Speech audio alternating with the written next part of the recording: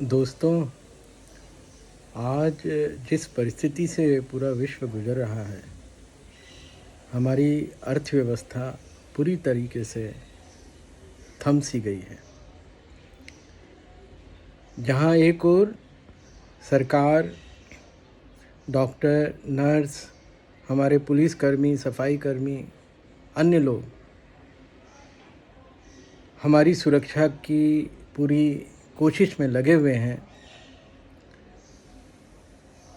तो आने वाले समय में जब हम वापस जीवन शुरू करेंगे, तो जो अर्थव्यवस्था रहेगी,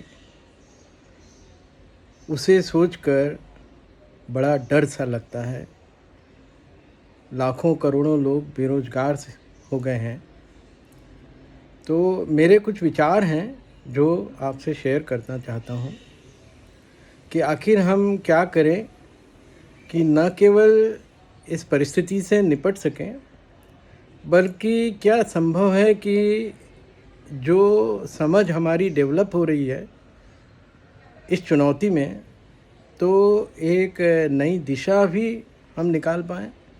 तो थोड़ा विचार कर समझने का विषय है। मुझे लगता है कि हमारी 3 मुख्य ताकतें हैं जिन पर हमें गौर करना चाहिए और उनका समुचित सही उपयोग करने के लिए समाज में एक नई पहल की आवश्यकता है। देखिए, जब समुद्र में जहाज़ को तकलीफ़ होती है, आघात होता है, तो एक लाइफ़ बोट तो हर एक व्यक्ति को चाहिए। सर्वाइवल तो फंडामेंटल इशू है। अब ये 3 क्या ताकतें हैं जिनके ज़रिए हम ये सब कर पाएँ? तो पहला है कि हमारा समय। ये जो समय है, इसे हम कतई जब भी अब गाड़ी शुरू होगी अर्थव्यवस्था की, तो हम तय करें कि हमारा एक-एक क्षण अर्थव्यवस्था में बर्बाद नहीं होने देंगे। हमारी आमदनी भले ही कम हो जाए, मगर हमारा जो आउटपुट है, वो पहले से ज़्यादा करेंगे, बढ़ाकर करेंगे, ताकि इस नुकसानी को हम भरपाई कर पाएँ। सबको अपना-अपना हृदय थोड़ा बड़ा करना होगा और समग्रता में नुकसान ना हो, ये सोचकर काम करना होगा। 1-2 साल भले ही आंकड़ों में कमाई कम दिखे, मगर कुल अर्थव्यवस्था में नुकसान नहीं बल्कि बढ़त हो, ऐसा सोचना पड़ेगा। तो हमारा समय बर्बाद नहीं होना चाहिए। सैलरी भले ही हमारी थोड़ी एडजस्ट की जाए। हम मान के चलें कि इस वर्ष हमारे 12 महीने नहीं, 9 महीने की आमदनी होगी और रेवेन्यू के साथ-साथ एडजस्ट करके उसे हम धीरे से ठीक कर लेंगे। मगर समय बिल्कुल भी बर्बाद ना हो, आने वाला समय एक-एक क्षण प्रोडक्शन में, उत्पादन में उपयोग हो। दूसरा जो हमारी सबसे बड़ी ताकत है, वो ये कि ये जो जितना भी धन हमारे पास है, जो पैसा हमारे पास व्यक्तिगत रूप से सरकार के पास और हमारे एंटरप्राइजेस के पास, इनका सही ढंग से उपयोग कैसे हो, ताकि एक-एक पैसा कीमती ढंग से कैसे उपयोग हो। और तीसरा जो बिंदु है रिसोर्स, वो है जो हमेशा निग्लेक्ट रह जाता है कि हर मनुष्य के अंतः में एक क्रिएटिव एनर्जी है। तो हम ऐसा क्या कुछ कर जाएं कि हमारा जो समय है उसकी कीमत, 1 मिनट की कीमत 1 मिनट ना रहकर उससे कहीं कई गुना ज़्यादा बढ़ जाए। तो ये क्रिएटिव एनर्जी को जागृत करने का भी समय है। तो ये 3 हमारे रिसोर्स हैं और हमें करना क्या होगा?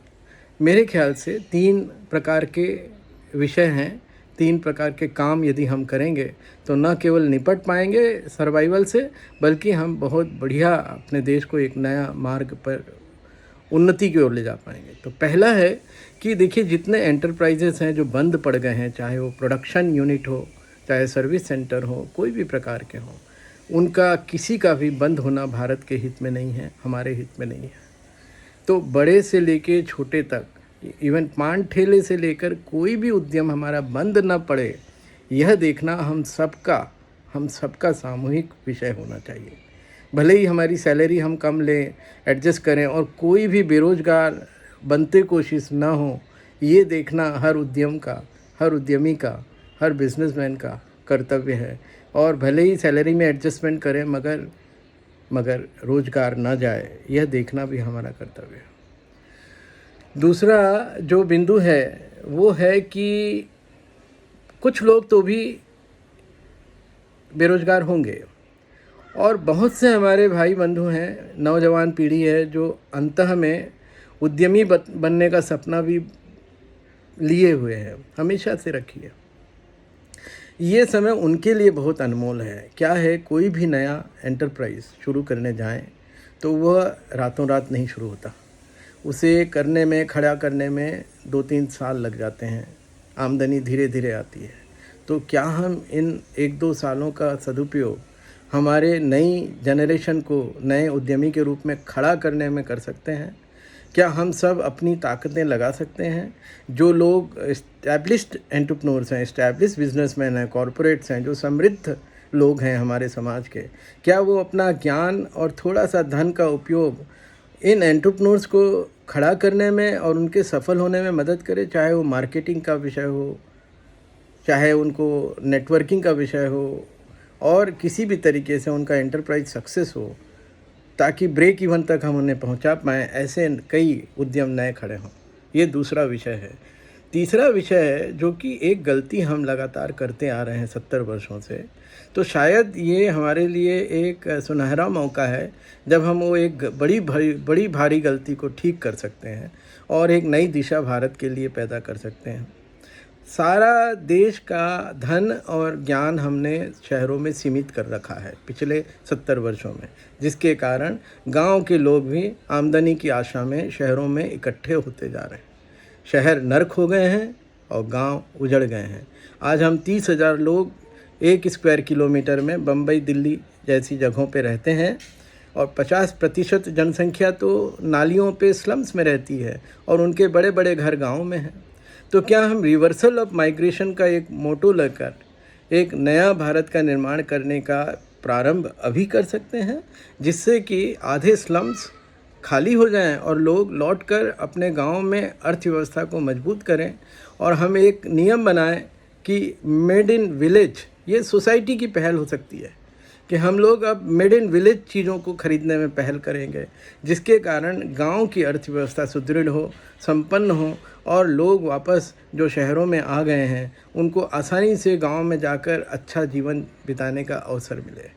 तो ये 3 बातें, ये करने से एक जीवन में जो एक लाइफ स्टाइल में जो गलतियां हो रही हैं वो भी शायद सुधरेंगी।